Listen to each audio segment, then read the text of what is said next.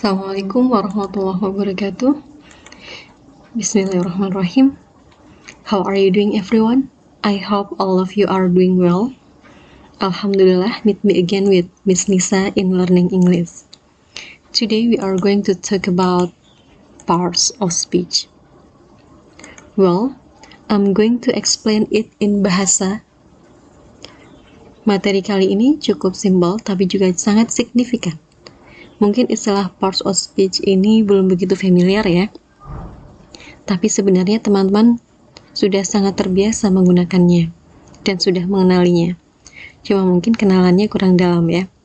So let's try to know more about parts of speech.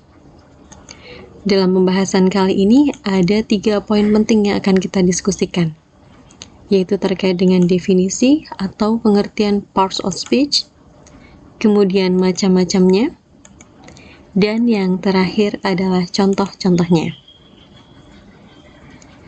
Oke, terkait dengan pengertian parts of speech, teman-teman masih ada yang ingat dengan pengertian parts of speech? Ya. Parts of speech dapat disebut juga dengan kinds of word.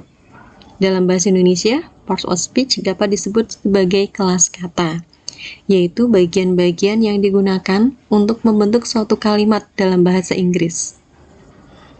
Bagaimana? Sudah ada gambaran apa itu parts of speech? Then, let's see the types atau macam-macamnya.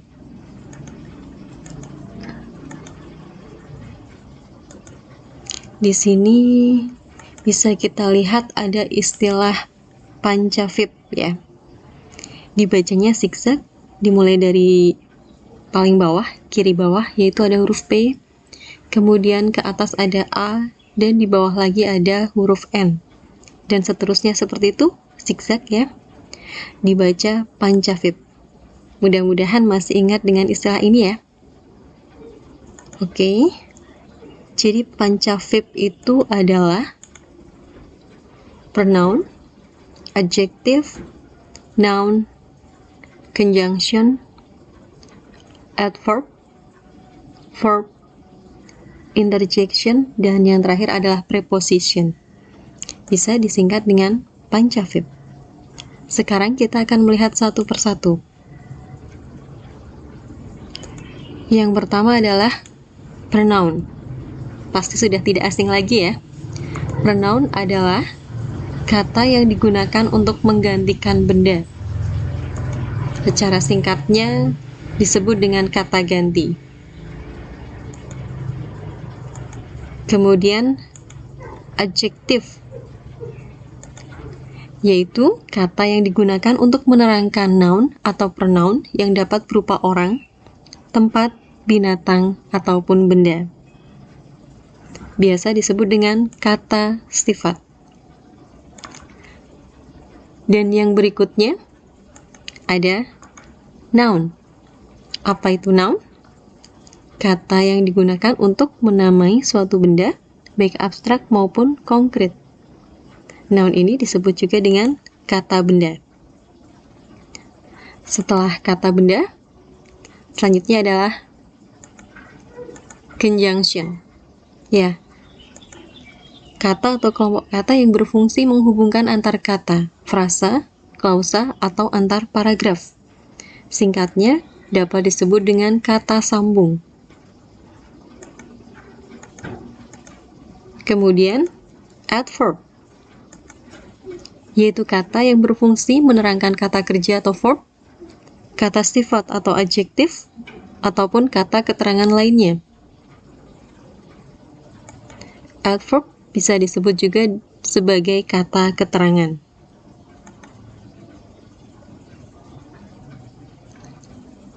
Sedangkan verb adalah kata yang menyatakan suatu aktivitas atau kondisi. Ya, verb ini bisa disebut juga dengan kata kerja.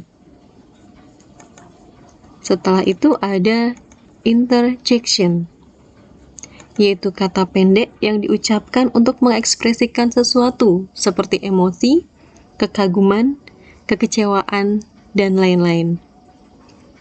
Interjection ini disebut juga sebagai kata seru.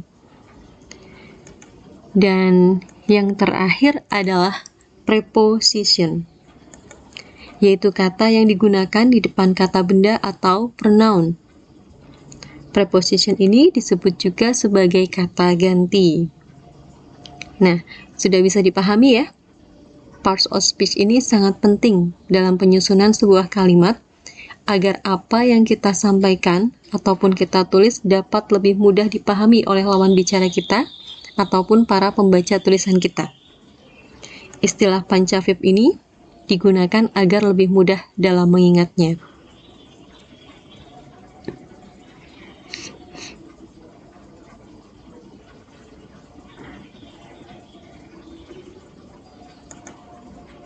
Dan sekarang kita coba lihat contoh-contohnya.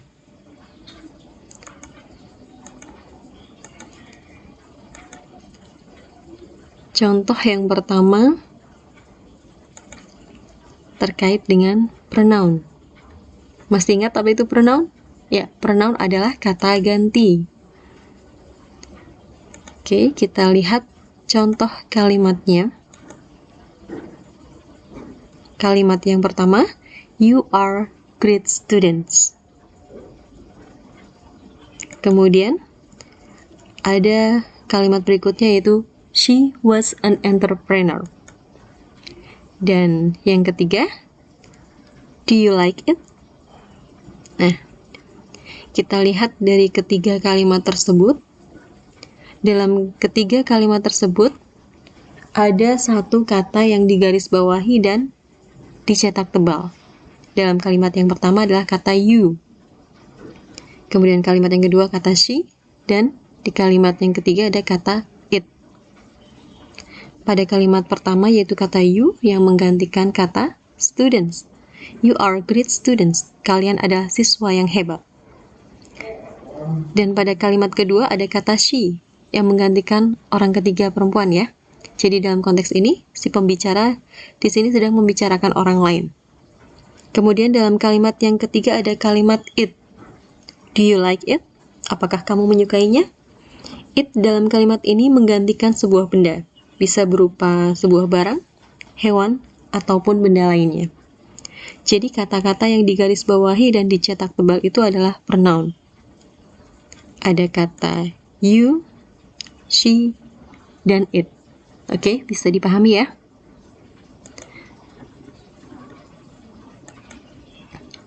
Kemudian berikutnya adalah adjektif. Kita lihat contoh kalimatnya. Di sini terdapat kalimat I am busy right now. Please call me later. Kata yang digarisbawahi dan dicetak tebal adalah busy. Ya, kata tersebut adalah kata sifatnya ya. Jadi di sini si pembicara menyampaikan bahwa dia sedang sibuk sekarang. Jadi teleponnya nanti saja. Sibuk di sini sebagai kata sifatnya. Kemudian kalimat berikutnya adalah this car is expensive. Nah, adjektifnya adalah expensive, mahal. Mobil ini mahal. Oke. Berikutnya adalah contoh dari noun atau kata benda. Kita lihat kalimatnya. Kalimat yang pertama, he got a free sample of shampoo. Dan yang kedua, it's always a risk starting up a business. Jadi dalam kalimat ini ada dua kata yang digarisbawahi dan dicetak tebal ya. Dalam kalimat yang pertama adalah kata sample dan yang kedua adalah kata risk. Ya, kedua kata itu adalah termasuk dalam kata benda atau noun. Oke, kemudian yang berikutnya contoh kalimat dari conjunction. Kalimat yang pertama, I really want to sleep, but I still have many jobs to do. Ya, jadi si pembicara di sini sedang berada dalam kondisi yang ngantuk ya, sangat ngantuk. Benar-benar ingin tidur. Tapi masih banyak pekerjaan. But I still have many jobs to do. Conjunction di sini adalah kata but. Bisa dilihat ya kata yang digaris bawahi dan dicetak tebal. Kemudian dalam kalimat yang kedua, it's going to rain, so put on your coat. Ya, jadi cuacanya mendung ya, sepertinya mau hujan. Jadi mantelnya dipakai gitu. Oke. Dalam kedua kalimat ini, di kalimat yang pertama conjunction-nya adalah kata but, dan yang kedua so. Setelah conjunction, kita lihat contoh dari adverb. Apa itu adverb? Masih ingat ya? Adverb adalah kata keterangan. Oke, kalimat yang pertama, you can do the task easily. Jadi kamu dapat mengerjakan tugas ini dengan mudah. Dengan mudah di sini berarti adverb of manner ya. Cara. Kemudian di kalimat yang kedua, he always smile to everyone. Nah, kata keterangannya adalah kata always. Always di sini menunjukkan adverb of frequency. Jadi dia selalu tersenyum kepada setiap orang. Kata keterangannya adalah easily dan always. Kemudian berikutnya adalah verb. Ya, verb adalah kata kerja. Tuh. Berikut ini adalah kalimatnya, they should purchase the ticket 2 weeks in advance. Jadi mereka harus membeli tiketnya 2 minggu sebelumnya ya. Kata kerjanya adalah purchase.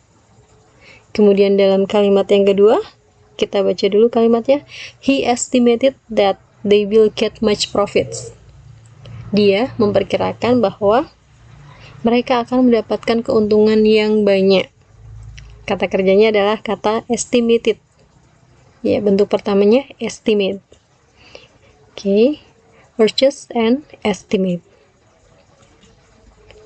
Berikutnya, interjection.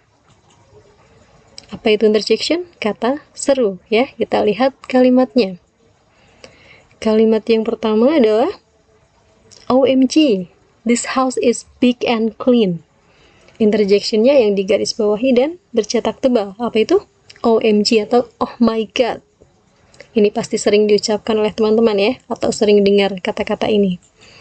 Dan dalam kalimat yang kedua, yummy, this food is so delicious. Yummy ya. Ini interjectionnya adalah kata yummy. Kemudian ya, jadi bisa dilihat di situ interjectionnya dalam kalimat pertama berupa OMG dan dalam kalimat yang kedua berupa yummy. Nah, sekarang kita lihat contoh dari preposition. Your brother is waiting for you at home. Prepositionnya atau kata depannya adalah at. Kakakmu, saudara laki-lakimu sedang menunggumu di rumah. Kemudian kalimat yang kedua, he is from Denmark. Prepositionnya adalah kata from, artinya dari. Oke. Jadi itu contoh-contoh dari parts of speech ya.